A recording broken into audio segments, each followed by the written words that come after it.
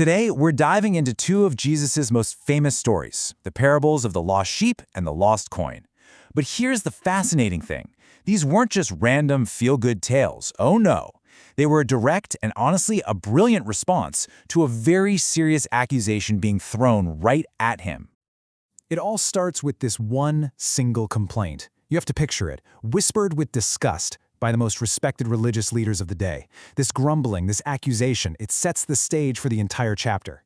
It was meant to be a slam, a way to discredit him, but it ends up becoming the very launchpad for revealing the heart of his entire mission. So to really get these parables, we first have to feel the tension in the room. I mean, it must have been electric. On one side, you've got society's outcasts, the broken, the rejected, and they are just flocking to Jesus. But on the other side, you've got the religious elite, just watching with absolute contempt. So let's break down why a simple dinner was causing such a scandal. To really grasp the controversy here, we have to understand what these labels, tax collectors and sinners, actually meant in first-century Jewish society. These weren't just descriptions, they carried a massive amount of social and religious weight. Okay, so a tax collector wasn't just some guy with an unpopular job like a modern-day IRS agent. No, they were seen as the ultimate traitors. These were Jewish people working for the occupying Roman Empire, and the whole system was built on corruption. They'd meet Rome's quota and then just tack on whatever they wanted for themselves, getting rich by literally oppressing their own neighbors. To the religious leaders, they were the absolute definition of a sellout. And then you had the term sinner. This was kind of a giant catch-all bucket for everyone else the religious establishment looked down on. Sure, it included people who were openly immoral. But it also included tons of common, everyday people who just couldn't keep up with the hundreds of meticulous, man-made purity laws. If you couldn't play by their super strict rulebook, you were considered unclean, unworthy, and basically a lost cause. And this brings us right to the heart of the conflict. You have these two groups, both gathered around Jesus, and their attitudes, their reactions to him, could not be more different. It's a complete clash of worldviews happening right there at the dinner table.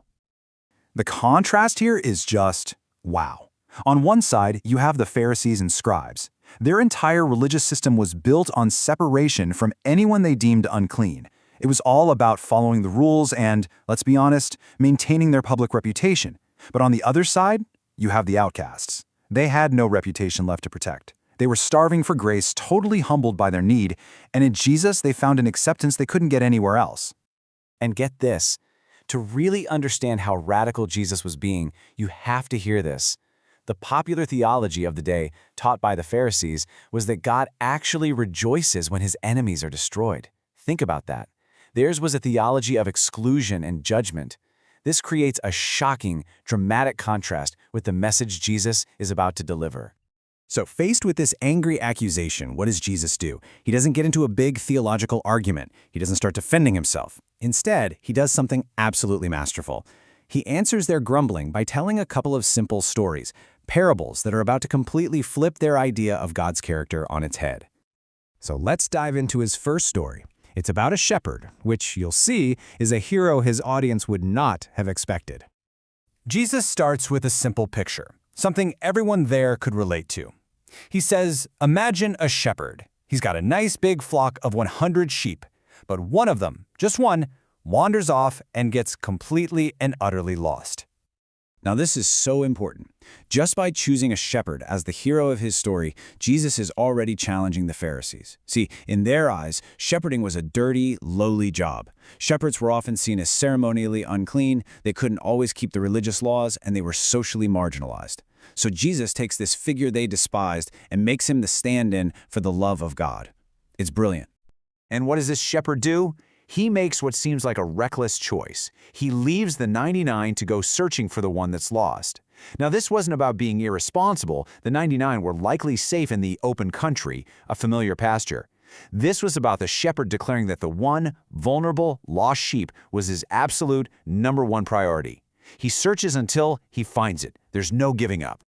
And this part just perfectly illustrates the heart of the story. When the shepherd finds the sheep, there's no anger, no scolding, no "you stupid sheep," there is only joy. He gently lifts this exhausted animal onto his own shoulders and carries it all the way home. And he doesn't celebrate alone. He calls his friends and neighbors and says, "Hey, rejoice with me." And boom, before anyone can even fully process that first story, Jesus immediately tells a second one. This time, he brings the setting from the rugged outdoors right into the intimacy of a home. And our hero is now a woman. And you could say the stakes just got higher. The new scenario is a woman who has 10 silver coins. This might be her entire savings, her security, and she loses one of them. 1 out of 10. That's a huge loss. Now, this wasn't just any old coin. A single silver drachma was worth a full day's wage for a laborer. But it was probably even more valuable than that. These 10 coins were likely her dowry, maybe the only money that was legally her own property. It was her security. And get this, each coin would have been stamped with the image of the emperor, a symbol of its inherent worth, even when it was lost in the dark. And look at her response. It isn't frantic panic, it's diligent, it's methodical. She lights a lamp to pierce the darkness of her small, probably windowless home. She sweeps every single corner, not just to clean, but to listen for the tiny clink of metal on the floor. She searches carefully. This shows a personal, intentional, and thorough effort to find what is so precious to her. And you see the pattern emerging? Just like the shepherd, the second she finds that coin, her first reaction isn't quiet relief. It is explosive joy. And that joy is just too big to keep to herself. She has to share it. She calls her friends and neighbors together for a party. It just hammers home the point. Finding what was lost is always a reason for a huge communal celebration. Okay, so Jesus has told these two simple, powerful stories. Now he ties them together, and in doing so, he delivers the final, devastating answer to the Pharisees' initial complaint. Right after the story of the lost sheep, Jesus drops the punchline. He basically says, "You see that shepherd's party? Well, that is just a small picture of a much, much bigger party. This is what it's like in heaven when even one lost person is found." And then, just to make absolutely sure they don't miss the point, he says it again after the story of the lost coin. The joy of this woman is a perfect reflection of the joy that erupts among the angels of God every single time a lost person is restored. He is making the exact same point twice for maximum impact. And this, right here, is the ultimate mic drop moment.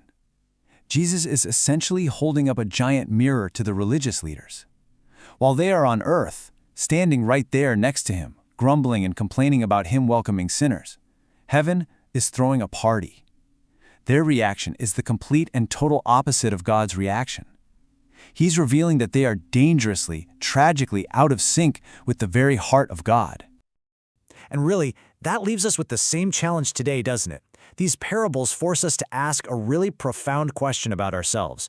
When we see people who are lost, people who are broken and far from God, what's our gut reaction? Do we reflect the attitude of the grumblers, focused on separation, on rules, on who's in and who's out?